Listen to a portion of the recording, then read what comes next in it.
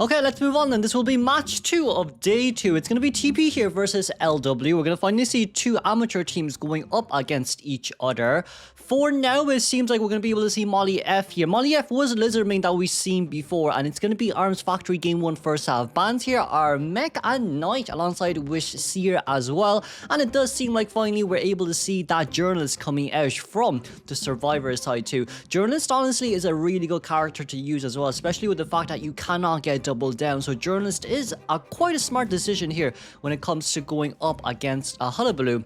But for now, First Officer will become the last man here. It seems like we're going to go out with the forward instead. Forward harassment against Hullabaloo is going to be really interesting to see, because this isn't something that you get to see too often as well. But of course, we know from the Hunter side, it's definitely going to be the Hullabaloo. So let's not wait any further, unless it will be a lizard. But you know, with bans like these, it's usually Hullabaloo. But of course, as Hullabaloo locks in here, from this area selection mode we go, it will be Embalmer spawning by the entrance of Shack, a forward in middle, and Puppeteer at the entrance of Junkyard. Meanwhile, you're able to see Moko here as the Journalist near Factory Gate. Mollyf here as our Hullabaloo will be spawning by Moon Gate. Overall, the decoding speed is a little bit slow. However, I do think that Embalmer is a huge potential first chase here. Depending on what persona Mollyf wants to go, there is a chance we could potentially speaking go Warp just to go against the Embalmer, since he doesn't really have any items left to use. But yes, it seems like we're going to run Warp. Okay, well, there you go. It's going to be double knee-jerk reflex here alongside with triple Titaner from the Survivor side. We want to guarantee this one-man escape or even a tie as much as we can. But this will be round 1 first half of day 2 match 2. We're going to be in Arms Factory here, and this will be TP's Hunter versus LW Survivor. Right then, moving on swiftly, we are able to see Hullabaloo here. I'm going to call him Hullabaloo. Hullabaloo just sounds easier for me. Well, it sounds nice to be Hullabaloo. Hullabaloo, we are going straight towards Embalmer first, but with this Embalmer, it seems like he isn't running towards the back of Shack. Persona-wise, it's once again Insolence Detention here alongside with Sadist, so Max Chair Camp just to go against the Embalmer. However, we are now running in the wrong direction as Embalmer is already at Factory Gate hiding, so this simply just means that it's all up towards the next chase, and Dash will be Puppeteer or even Forward. Forward here becoming the first chase. We do still have to be pretty careful on some side note too. We're going to throw out the ball first. Okay, we're going to utilize our balls here first, as we do see as well, okay, Puppeteer, as Journalist is also nearby. However, we're able to already land 2 of our items, and it seems like the third pop will instantly land too. It's a little bit unfortunate that we couldn't use the 8 seconds movement speed boost. However, for Journalist right now, it is still quite a bad early game too. We're going to be able to get a drop down there, thankfully. However, Trapeze is ready, so with this red zone being deployed, the next zone might just be a slight bit of an issue, because we do have our spin ready for the pallets. Right around now, we're trying to utilize a little Orphe as much as possible for pallet camming, but it's kind of useless when you can just hop over one of the pallets too, because like for Hullabaloo as well, it's more or less just, hey, look, you can bait the pallet to drop down since you move so fast anyways, and then if you want to, you can always vault over the pallet with your trapeze. So like with Dash in mind, it's not really the best for Journalist to kite against a Hullabaloo unless you want to waste his trapezing, which it is really rare. But of course, utilizing the red zone there, we're able to force forward, well, we're not forcing him, but we're going to be able to stop him from using the ball, and it will lead to a double down. This definitely will lead to a double down there. Forward's just missing 1 white, and there we go. There we go. This is why we really just can't play forward in scenarios like these. But for now, we're able to at least bait Journalist. Oh, never mind. We're able to bait Hullabaloo instead. And that's going to be a brilliant pallet drop down there. There is still double surprise left to use. We still have to be fairly careful here. Utilizing the attack recovery time just to get away. It seems like we should be able to... Okay, I think we didn't really see what color pallet it was on the ground, or even we thought that the little boy would be able to drop down the pallet. But I just felt like dropping the pallet down there might be easier compared to just standing in between. However, it's only 2 Cypher machines done, and with these 2 Cypher machines, from Forward side, Forward just got healed. We do see where Puppeteer is as well. I don't typically speaking enjoy it when survivors are trying to hide. However, they're running around like that. It's just because of the fact that the blood trails they do show where you are. So I usually prefer the survivors walks, but the good thing is we didn't see, or we didn't even find where the Puppeteer was. However, he will become the second chase, as we're going to warp out here and immediately look for Puppeteer. We're going to waste no time here towards the catch-up, and that will be a double stack landed immediately on towards him too. It's overall a surplus here for the Hullabaloo. It seems like we decided to not to hit a Puppeteer because he will get so many stacks anyway, so right now we are currently just waiting. But even with that in mind, didn't get any hit there just yet, but sadly his items were locked since he was running in red zone too. So for Puppeteer right now, no items left on his hands. He'll go down here immediately. Unfortunately, this isn't Hullabaloo after nerf. I was about to say before nerf for some reason. So with that in mind, it's accumulatively 3 Cypher machines and just a tad bit more. Mollyf did really well, honestly, with this as well. It's like the early game we lost in Bomber, tried to go off the forward, force some ball off forward, and Endurance was also nearby too.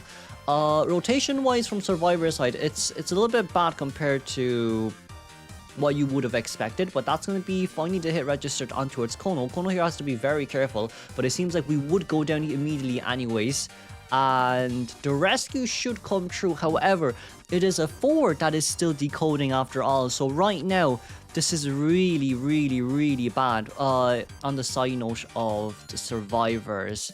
So right around now we would be able to get that instant down with a Terror Shock. However, from the Survivor side, you're still missing one full Cypher, and forwards, forward! Ah, okay, there you go. That's the issue with forward, isn't it? That's the issue with playing forward against Hullabaloo, isn't it? If this was Hullabaloo after nerf, then definitely, yes, forward would be able to get that stun, but it's just not the right patch. Currently, it's really just not the right patch. So right around now, we should be able to see... we should be able to see where forward was, because you can use those clones to spot out where the Survivors are. And with that, it would be a win game here, because it's just way too hard for a Survivor side as well, right? Like, if forward can pull a ball, but Hullabaloo does have like 3 trapezes on his hands, but we're going to warp towards the other side for now, because we know that Embalmer has used up self-heal. Well, not self-heal, but used up his coffin, so as long as we leave him on the ground, that's all what it should matter.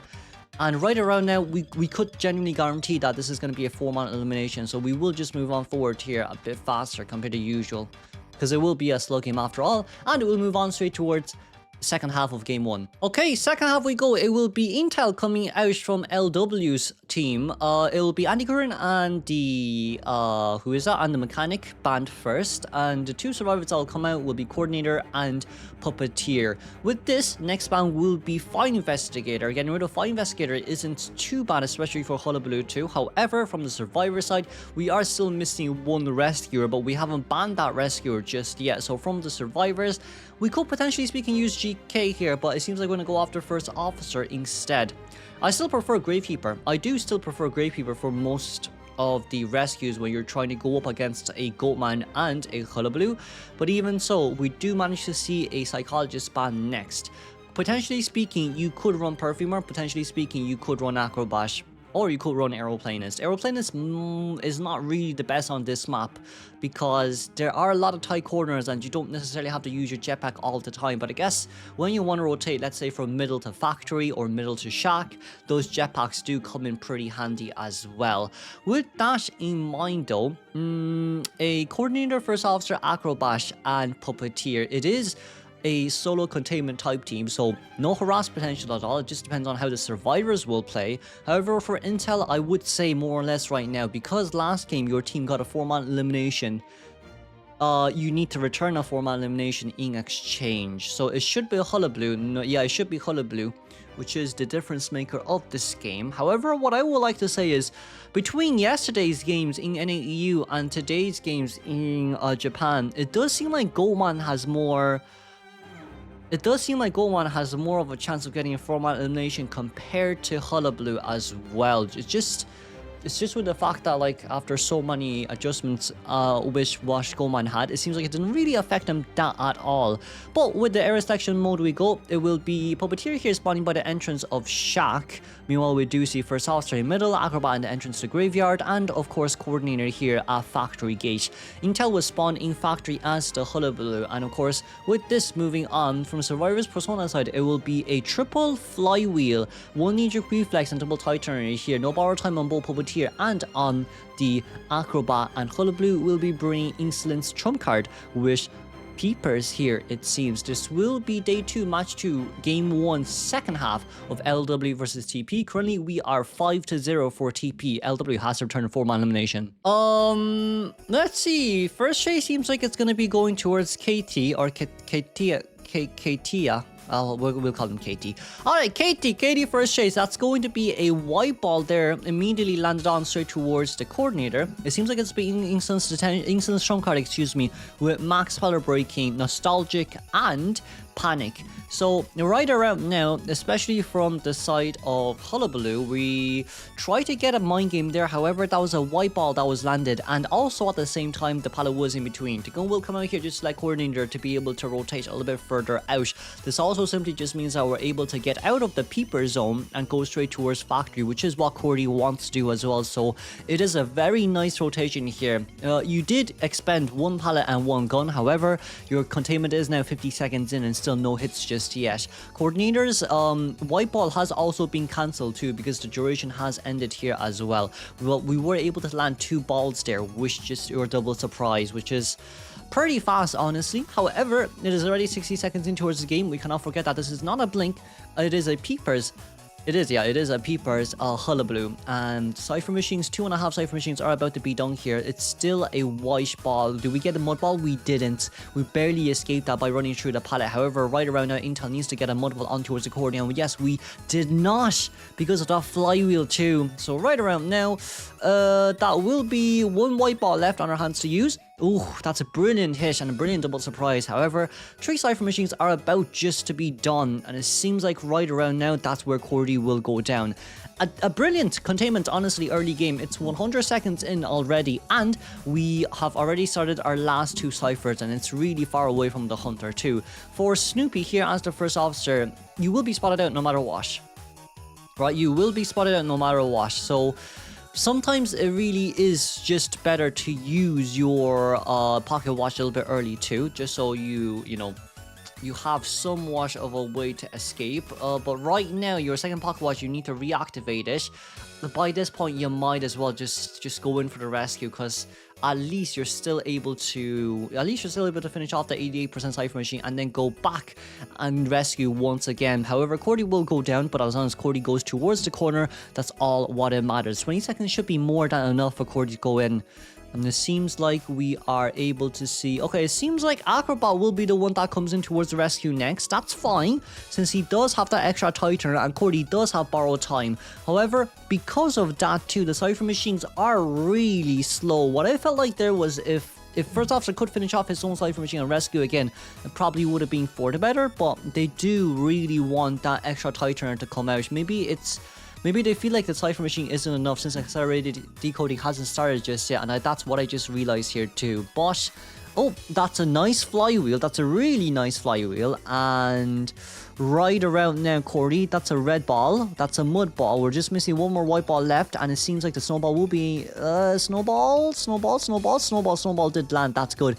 How long tightener? 5? 4, the Cypher Machine shouldn't be enough here. I do not think the Cypher Machine will be enough here. Yeah, it just wouldn't be enough, unfortunately. But the Cypher Machine is prime, so we could get a white ball. Yeah, we could get a white ball and just pop open here immediately. No time wasted. Just pop. Or we're waiting for trump card change. That would be another pop. We can pop now. There we go. Okay, not too bad overall. It is a tie game here from TP Survivor side, and I mean, they only need a 1-man escape, so the tie game here is really good after all. However, Acrobat might not be able to survive any long... Ooh, okay, barely escaping that range. We're just missing 1 red ball, and there he goes down. Even if you TP out here, you need to land 3 of your acrobatic balls, and it seems like we'll be able to guarantee the tie game here. Let's congratulate TP for winning against LW for round 1. Moving on straight towards round 2.